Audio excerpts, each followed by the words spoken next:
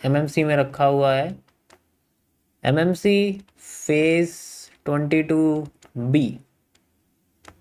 यहाँ बी का मतलब मैं आपको आगे बताऊंगा, अभी नहीं, ठीक है।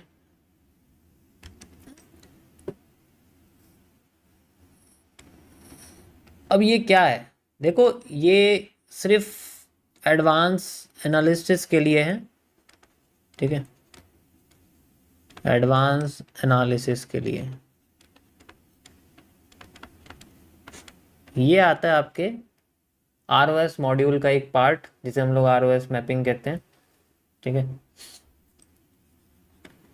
This is the ROS mapping. ROS का मतलब अच्छी तरीके से जानते हैं आप लोग, आरओएस का मतलब क्या होता है, the repeating of structure, okay.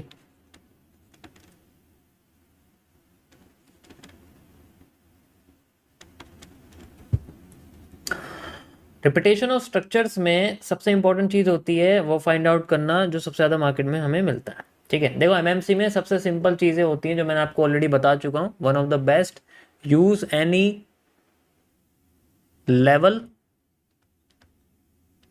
Plus after effects is equal to 90% accuracy.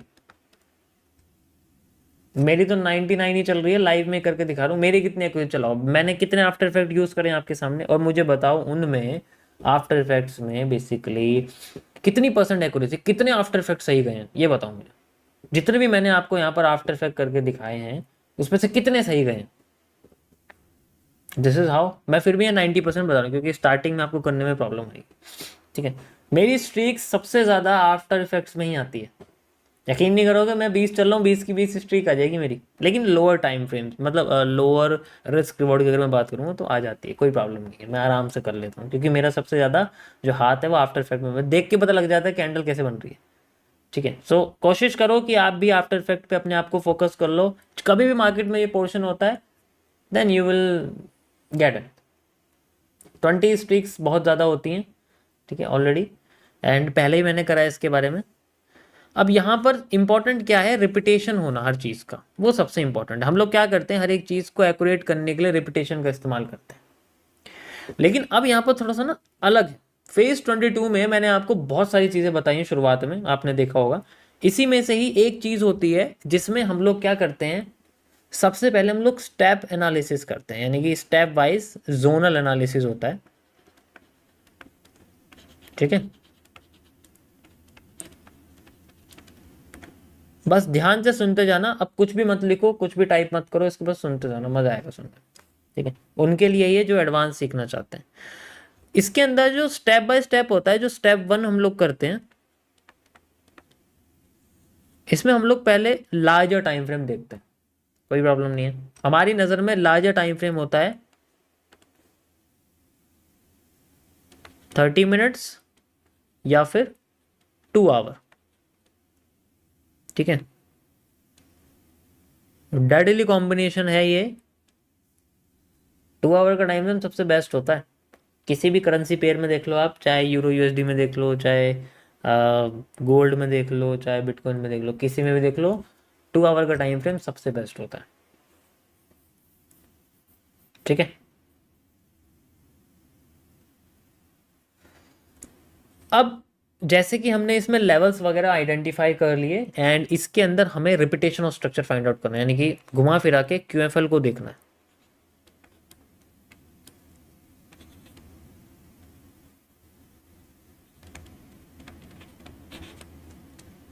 ये समझ में उसी को आएगा जिसने फेज 22 तक अच्छी तरीके से इंफॉर्मेशन डाली हुई है। 32 आवर के क्यूएफएल बहुत बड़े होते हैं, ठीक है, बहुत बड़े बड़े होते हैं बेसिकली। तो अगर जस्ट इमेजिन मेरे पास एक स्ट्रक्चर बनता है, ठीक है, इस तरीके से एक स्ट्रक्चर बनता है यहाँ पर,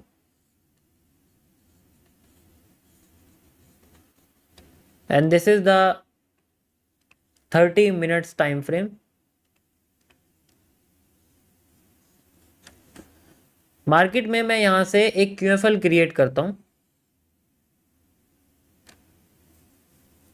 एंड यहाँ तक मार्केट में एक सप्लाई बेसिकली बना देता हूँ।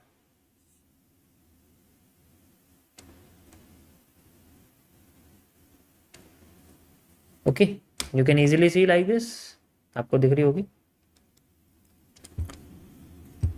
अब मुझे पता है कि मार्केट अब यहाँ आगे और 30 मिनट्स के टाइम फ्रेम पर इस जगह पर मार्केट में मुझे कोई भी स्ट्रेटेजी दिखती है, जैसे कि आफ्टर इफेक्ट दिख जाता है, हैमर, इन्वर्टेड हैमर के बाद एक और इन्वर्टेड हैमर बन जाता है और उसको फेल कर देता है ऊपर से, जस्ट इमेजिन।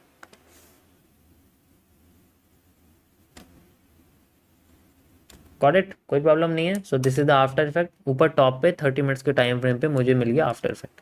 कैंडल का साइज अच्छा खासा है,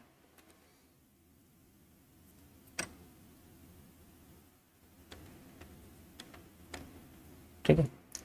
अब इसकी कंफर्मेशन के लिए मैं एक और यहाँ पर जो है मार्केट में कैंडल देखता हूँ which is known as the red marubozu, and ये मेरे को यहाँ पर एक कंफर्मेशन निकाल के देती है विच इज़ द, और ये दोनों मिलके क्या क्रिएट करते हैं, एक बियरिश एनगल्फिंग क्रिएट करते हैं।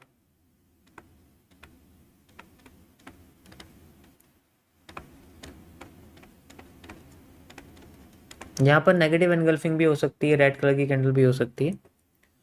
अब मैं जाता हूँ छोटे टाइम फ्रेम पर, अब मैं जाता हूँ छोटे टाइम फ्रेम, छोटे टाइम फ्रेम पर जाता हूँ तो यहाँ से मुझे बड़े टाइम फ्रेम पे एक बड़ी कंफर्मेशन मिलती है। ये क्रिएट करती है मेरी एक्यूरेट यहाँ तक की सप्लाई को लाने का एरिया, क्योंकि एक बार अगर मार्केट में हमने रिवर्सल एरिया बना दिया तो रिवर्सल एरिया पे मार्केट रिवर्स करे या ना करे, लेकिन वहां तक जाती जरूर है। अब इंटरनली सॉल्व करने का जो तरीका है वो, अब पहला यहाँ पर मेरा एग्जीक्यूशन होगा। अब मैं यहाँ ट्रेडिंग की बात करूँ, सबसे पहले मेरा एग्जीक्यूशन होगा इस जगह पर, माई फर्स्ट, ठीक है। यहाँ मेरा ट्रेड नंबर 1 होगी, ठीक है, ट्रेड नंबर 1, जिसमें मेरा लॉट कंजर्वेटिव रहेगा एंड अच्छा खासा इसके अंदर मुझे लगेगा।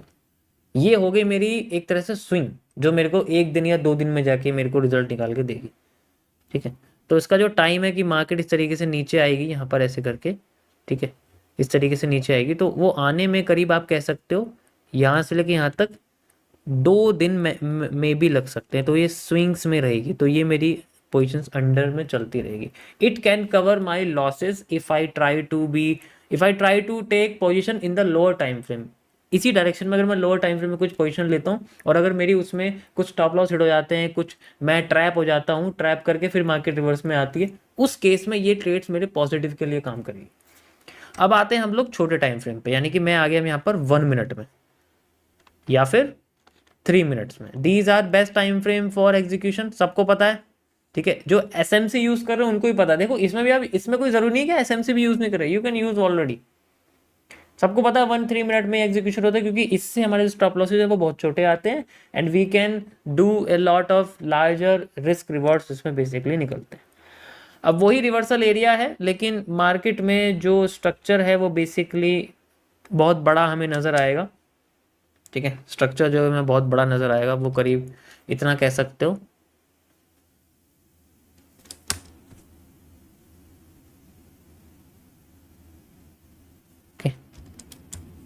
and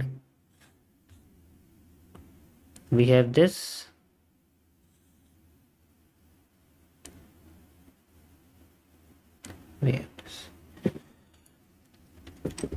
यहाँ पर मार्केट में हमें अब मूव दिखता है, पहले ऐसे सप्लाई दिखती है, फिर मार्केट में एक CCP बनता है, CCP का फेक आउट होता है और हम लोग FMFR यूज करते हैं। FMFR के बाद हम लोग यहाँ से अपनी एक और इंटरनल एग्जीक्यूशन चलती रहती है। तो यहाँ मेरी मान लो ट्रेड नंबर 2 लगी हुई है, ट्रेड नंबर 2 लगी हुई है, यहाँ से मेरी ट्रेड नंबर 2 लगी हुई है और जो भी मेरा एरिया है वो यहाँ से यहाँ तक रहेगा and this is my reversal. यहाँ से लेके यहाँ तक का मेरा जोन रहेगा। जो भी मैं अगर लेता हूँ कि भाई जैसे मार्केट यहाँ तक आई हुई है तो यहाँ से यहाँ तक की सप्लाई वो मैं यहाँ से यहाँ तक की सप्लाई के साथ मैच कर दूंगा फॉर मेकिंग दिस। मार्केट यहाँ से सीधे नीचे आ जाती, मान लीजिए आ जाती है, मैं इसको थोड़ा सा ऐसे कर देता हूँ ताकि आपको और सिंपल, तो मार्केट यहाँ से मान लो ऐसे नीचे आ जाती है। इसी तरीके से वो फिर से एक नए फिर से नए पैटर्न्स बनाती है, जैसे कि एक पीनेट बना देती है हमारे सामने, ठीक है, इस तरीके से। एंड देन फिर वो डायरेक्ट नीचे आने लग जाती है, फिर रिवर्स करती है, फिर दोबारा से पैटर्न बनाती है इस तरीके से, फिर एक फेक आउट देके फिर नीचे आने लग जाती है, एंड देन ऐसे करके नीचे आ जाती है। इसमें कई जगह पर हमारे पास आप कह सकते हो कि पोजिशंस के लॉसेस भी हो सकते हैं, चीज़ें भी हो सकती हैं। एंड देन यहाँ पर आप देखोगे जैसे ये पीनेट बना हुआ है हमारे सामने, ठीक है, ये पीनेट का फर्स्ट मूव है। यहाँ पर हम लोग FMFR यूज़ कर सकते हैं। देखो जिसको अच्छी तरीके से फेज 2 तक आता है, फेज 22 तक आता है ना, ठीक है, फेज 22 तक आता है, आराम से कर लोगे। एक पोजीशन ऑलरेडी ऊपर से चल रही है, क्योंकि हमारे एनालिसिस डायरेक्शनल एनालिसिस बिल्कुल ठीक है, उसके इंटरनल में हम लोग कर रहे हैं, जिसे हम लोग बेसिकली इंटरनल या फिर डे ट्रेडिंग कह सकते हो, वो चीज़ें होती हैं उसके अंदर चल रही है। एंड द लास्ट जहाँ तक मार्केट आती है हमारे सपोर्ट। अब इसमें अगर जैसे मान लीजिए मैंने इसमें टोटल ट्रेड नंबर जो है 3 यहाँ लगी हुई है मेरी, ठीक है, और यहाँ पर मेरी ट्रेड नंबर 4 है एग्जांपल के लिए, ठीक है। तो इसमें जो मेरा बेसिकली प्रॉफिट है, इसमें मेरा प्रॉफिट रहा है, इसमें मेरा प्रॉफिट रहा है, ठीक है, और इसमें मेरा लॉस रहा है। तो दोनों को मिला के ओवरऑल जो है मेरा, दोनों मतलब तीनों को मिला के देखा जाए तो मेरा ओवरऑल प्रॉफिट रहा है, और प्लस जो मैं लार्जर टाइम फ्रेम पे यूज़ कर रहा था वही मेरा प्रॉफिट रहा। तो उसने मेरे इस वाले लॉस की रिकवरी कर दी, प्लस थोड़ा ऊपर से प्रॉफिट भी दे दिया। तो यहाँ मेरा कुछ नहीं गया देखा जाए। समझ आया? इसे हम लोग इंटरनल मैपिंग कहते हैं, जो हर कोई यूज़ करता है, हर कोई यूज़ करता है इसको, ठीक है। Got it? समझ आया सभी को? कोई प्रॉब्लम? ये तभी समझ में आएगा if you have a well understanding of QFL, ठीक है।